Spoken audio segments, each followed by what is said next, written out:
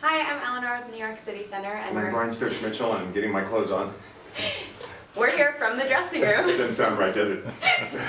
We're going to start rumors, aren't we, Eleanor? Go ahead. Now I have a role for Glenn. All right, go ahead. Hello, Brad. Okay, so we're asking you your questions. So the bandwagon has had 2 weeks of rehearsal time. What are the challenges of putting together a show so quickly? 2 weeks of rehearsal time, that's what. And we have Kathleen Marshall, and she's got me singing and dancing and acting. It's just a lot of material, and this particular character is on stage most every scene. So it's making me a little bit crazy, but it's fun crazy. It's encores, that's part of the fun of it. Do you prefer a longer run where you get to know your character better?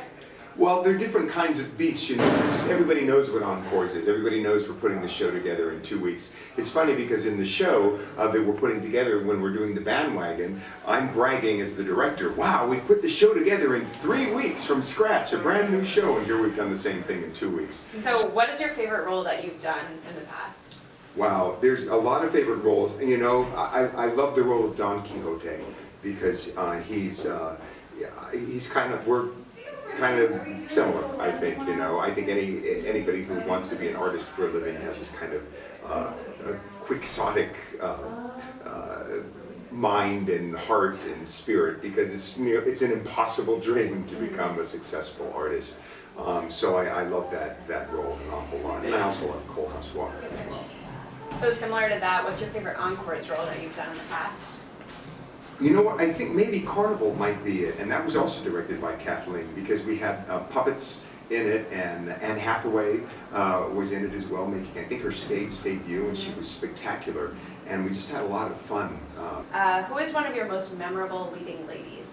You're trying to get me in trouble. I'm not gonna. They all Well, you brought up are. Anne Hathaway. They all are memorable. I've been so lucky to have the most amazing leading ladies, Audra and Maren Maisie and Anne Hathaway and Viola Davis, and I'm trying to think. I know I'm leaving people out. There's just been I've been very, very fortunate. So I can't even name them. They've all been spectacular. I've been very lucky. If you could play a female role on stage, what would be your female dream role? Mama Rose. Mama Rose. That's a good one.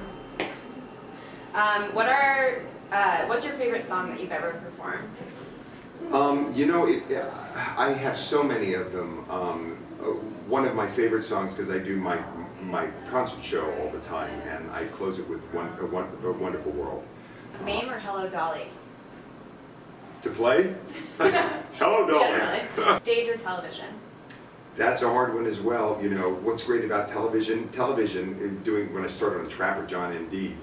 years ago, that gave me the ability to jump into stage on the level that I was able to jump in and on. So I have to say I really appreciate television for that. But for fun and for what I feel like I was put on the planet for, it's performing for a live audience on stage. I think it's really neat. At what age did you start singing?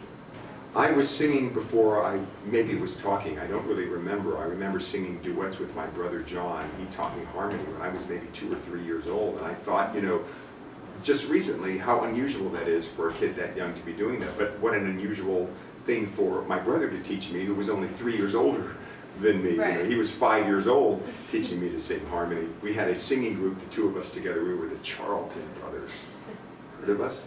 But I've been singing. I can't remember.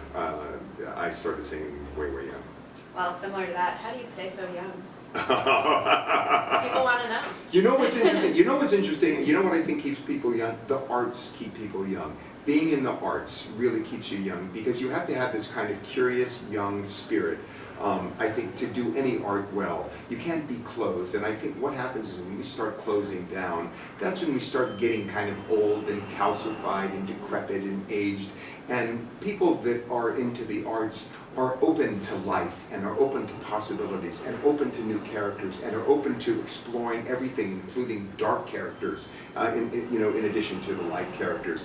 And I think having that kind of openness keeps your heart young, it keeps your spirit young. And no matter how old you get, there's a youthful energy that always comes from you, because it's an enthusiasm for life as well, and a love of life and a love of your fellow human beings. First of all, happy belated birthday. Thank you. Now, the next question is, how did it feel to have your birthday on Halloween? It is the best day to be born on. You know what? I love being born on Halloween. First thing ever, it is the happiest. Now, people are calling it a holiday. It was never a holiday when I was a kid. But, you know, people call it a holiday now. And what I love about it is you go on the street and everybody is so happy. They're with their kids. The kids are happy. They're getting sugared up. The parents are happy to be with their kids. You see people in silly costumes. People are acting like performers.